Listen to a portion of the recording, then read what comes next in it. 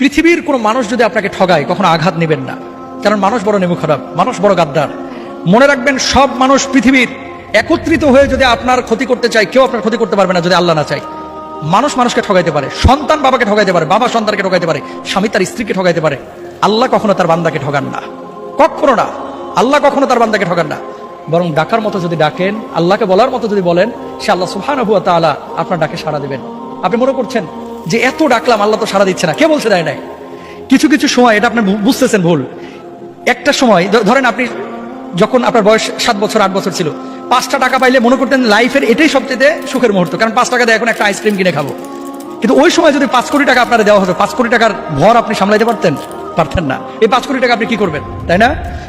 আপনি কখন কোনটা আপনার জন্য প্রয়োজন এবং কোনটা কখন আপনাকে দিলে আপনি এটাকে যথাযথভাবে কাজে লাগাইতে পারবেন, এটা আপনিও জানেন না, আমিও জানি না, জানেন কে? আল্লাহ সুবহানাহু ওয়া তাআলা। সুতরাং আল্লাহকে ডাকেন, আল্লাহর সাথে বোঝাপড়া করেন, শুধু রিজকের পেছনে না ছুটে রিজিকের মালিকের পেছনে ছুটেন। পৃথিবীতে কে কষ্ট দিল, কে আপনার তিরস্কার করলো, কে আপনাকে হিংসা করলো, কে অহংকার করলো, কে পেছন থেকে টেনে ধরলো, গণার টাইম নাই, দেখার টাইম নাই। আমার বোঝাপড়া হবে আল্লাহর সাথে।